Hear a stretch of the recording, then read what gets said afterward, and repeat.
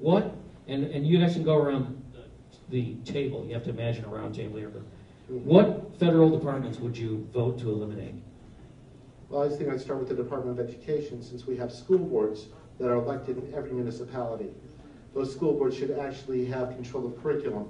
They should be able to tell teachers what they want to teach, and be able to monitor the product that basically an educated child and what that is in their locality. I think that the Department of Commerce has done a good job of stripping the United States of all of its assets and moving them abroad.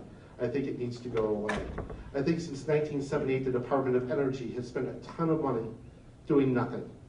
Are gas prices any cheaper? Are we any more energy independent since we've had a Department of Energy? I would think not. I think that those three departments could go away and we wouldn't even notice it.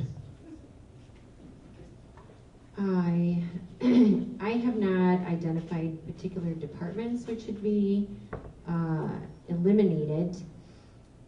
I do agree with the proposition that we have to eliminate wasteful agencies and duplicative agencies. Even Clinton cleaned house when he was in office many years ago, and certainly the federal government has many areas where things could be eliminated. I want to do some thorough research first and then take action after that. Well, I would just say that there are certainly some departments that can be cut. Commerce, EPA, energy, in a fantasy world. Okay, the simple fact is they're not going to be cut. And what I would say is if those departments serve a single function, and that is to advise and assist. Okay, advise and assist the president in executing the laws that the Congress passed. I wouldn't mind those departments so much. They would actually be helpful. For example, if the Department of Education spent its time looking out at the entire world and finding out who's doing what in education, what's working, and then disseminates that information down to the states, they would actually be helpful. Okay, but to have these departments create regulations and rules, and that's not really their responsibility. It's not that makes them ineffective. It's not the job of the federal government to disseminate and tell school boards how their children's education should be run. To be clear, that's to provide information and disseminate information. There are so many nonprofits that already raise money privately that already do that. Well, every church group does that. To states, right? The Federal Education Department block grants to states, correct? Correct. Well, and actually, they did more of that before there was a Department of Education. Now, the Department of Education actually takes bids on programs instead of doing direct block grants, and letting the states and local school boards decide what programs that they're going to do.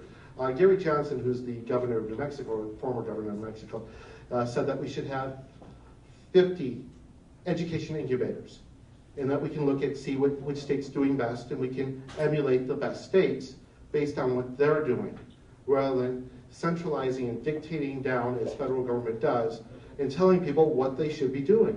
It's a mistake to put any power, or as much power as we have, in the hands of the federal government. And I want to get back to the... How does Congress deal with that? I think that for almost any regulation you put out there, you have to repeal too. I mean, they do too much. There's too much regulation. There's too much going on in Washington. And, I mean, all right, fine. I do believe that we have to help people out on a temporary, short-term basis get on their own feet. I think if they don't take that help, well, God bless them.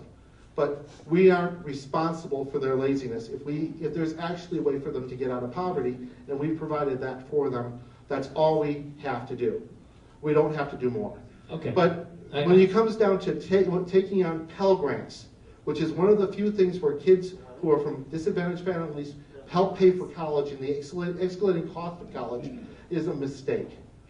But Mike, we need to retool that system. These Pell Grants are driving up the cost of education.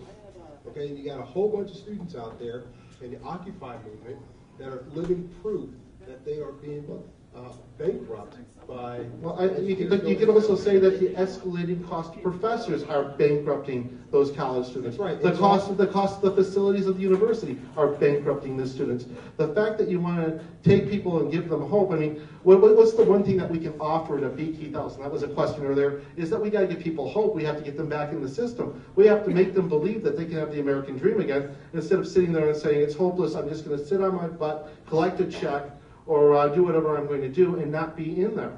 I think it comes down to is, you don't beat Keith Ellison by saying, Keith, you did this bad or that bad. You have to say, we have a real solution.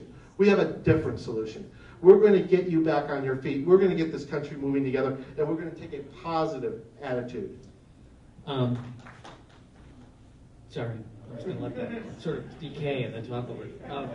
I would like to Sure. quickly address, I think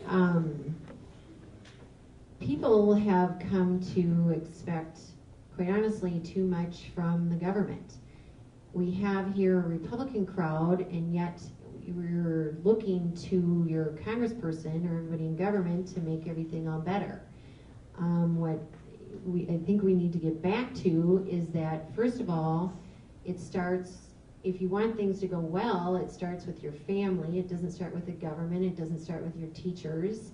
And quite honestly, you need a mom and a dad, and then raise them, and then you need an education. You need a solid family home to go to school and to thrive in school. And then people need to, there's all these things like, well, we got to get jobs. Well, the government really can't do much to get people jobs, with all due respect. How you get a job is you go out and you compete for a job. People aren't given jobs. Jobs aren't created for people. You have to get a job, and you have to work hard and show up and do a good job, and then, or you start your own business, and then you have a job that way, or you go to school and get a higher education, and then you compete for a job then. But you know, this is a Republican debate, and you know, with all due respect, we have to start looking to ourselves. It's individual responsibility and not to the government for everything, because the government is just people, and they don't know people, you know, you, and they don't really care about you. So